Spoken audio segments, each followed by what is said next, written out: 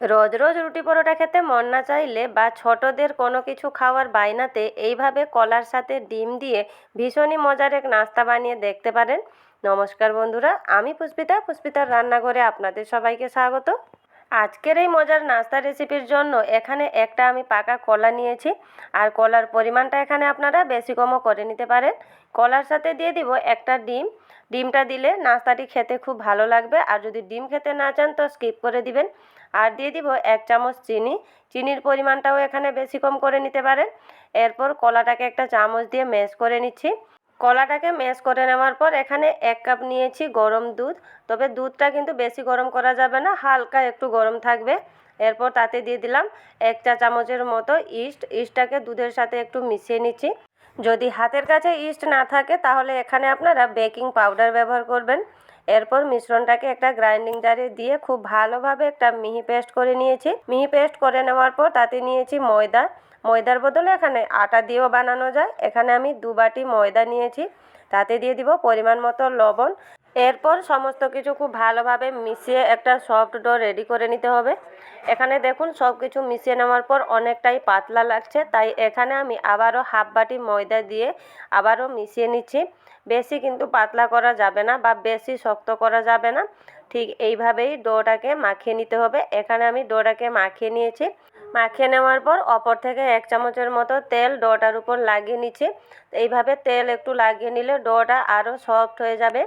এরপর ঢাকা দিয়ে মিনিমাম 10 থেকে 15 মিনিট মতন রেস্টে রেখে দিব। বেশি রেস্টে রাখা দরকার নেই, 10 থেকে 15 মিনিট রাখলেই হবে। এখানে দেখুন 10 থেকে 15 মিনিট হয়ে গেছে, আমি ঢাকাটা খুলে নিয়েছি। এরপর আর একটু টেস্ট বাড়ানোর জন্য এখানে আমি 2 থেকে 3 চামচের মতো শুকনো নারকেল গুঁড়া নিয়েছি। আপনারা সাবুত নারকেলও দিতে পারেন, বা হাতের কাছে যদি নাও থাকে তাহলে স্কিপও করে দিতে পারেন।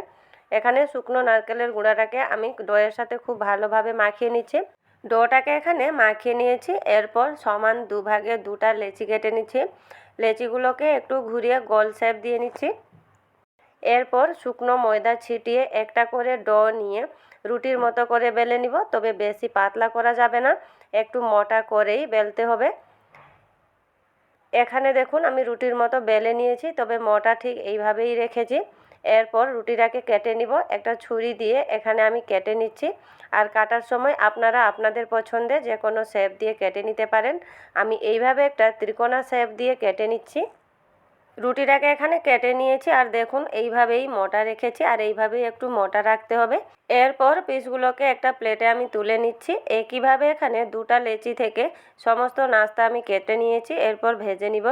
এর জন্য কড়াইতে আমি তেল গরম করে নিয়েছি, তবে হাই ফ্লেমে কিন্তু তেল গরম করা যাবে না। মিডিয়াম ফ্লেমে তেলটা গরম হয়ে যাওয়ার পর তাতে কেটে রাখা নাস্তার পিসগুলো দিয়ে দিব। এখানে প্রথম ধাপে কয়েকটা পিস আমি দিয়ে দিয়েছি। নাস্তাগুলোকে তেলে দেওয়ার পর কিছুক্ষণ ছেড়ে দিতে হবে, দেখবেন ফুলে পুরো ডবল হয়ে যাবে। আর এক পিঠ যখন হালকা এইভাবে লাল করে ভাজা হয়ে যাবে তখন উল্টে নিতে হবে। এইভাবে উল্টে পাল্টে নাস্তাগুলোকে 2 পিঠ হালকা লাল করে ভেজে নিতে হবে। আর এখানে ফ্লেমটাকে অবশ্যই মিডিয়াম টু লো রাখতে হবে। মিডিয়াম টু লো ফ্লেমে 2 থেকে 3 মিনিট মতন এইভাবে উল্টে পাল্টে নাস্তাগুলোকে হালকা লাল করে ভেজে নিতে হবে। এখানে দেখুন প্রথম ধাপে নাস্তাগুলো আমার ভাজা হয়ে গেছে, আর কালারটাও খুব সুন্দর এসছে। এই নাস্তাগুলো তেলে ভাজার সময় কিন্তু বেশি সময় যায় না, খুব কম সময়ের মধ্যেই ভাজাটা হয়ে যায়। এখানে প্রথম ধাপে নাস্তাটা আমি ভেজে নিয়েছি, এরপর তুলে রেখে নেব। একইভাবে একই তেলে বাকি নাস্তাগুলোকেও ভেজে নিব। একইভাবেই নাস্তাগুলো একে একে দেওয়ার পর এখানে কিছুক্ষণ ছেড়ে দিতে হবে। এরপর মিডিয়াম টু লো ফ্লেমে উল্টে পাল্টে নাস্তাগুলোকে হালকা লাল করে ভেজে নিতে হবে।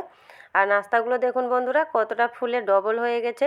খুবই কম উপকরণে এই নাস্তাগুলো চটজলদি বানিয়ে ফেলা যায়, আর খেতে হয় বন্ধুরা ভীষণই স্বাদের। সকালে বিকালে চায়ের সাথে বা যে কোনো আড্ডায় এই নাস্তাটি খেতে কিন্তু ভীষণই মজার হবে। সমস্ত নাস্তাগুলো ভেজে নেওয়ার পর ওপর থেকে একটু শুকনো গুঁড়া দুধ আমি ছিটিয়ে নিলাম। এটা সম্পূর্ণ অপশনাল। আর একটা আমি ভেঙেও দেখিয়ে দিচ্ছি, দেখুন ভেতরে কতটা সফট আর কতটা নরম হয়েছে। আশা করি আজকের আমার এই সহজ সরল নাস্তা রেসিপিটি আপনাদের ভালো লেগেছে। যদি ভালো লেগে থাকে তাহলে ভিডিওটিকে যদি ইউটিউব থেকে দেখছেন তাহলে চ্যানেলটিকে সাবস্ক্রাইব করে পাশে থাকবেন। আর ফেসবুক থেকে দেখলে পেজটিকে ফলো করে দেওয়ার অনুরোধ রইল। নমস্কার বন্ধুরা, আজকের মতো এই পর্যন্তই। ভালো থাকবেন, সুস্থ থাকবেন।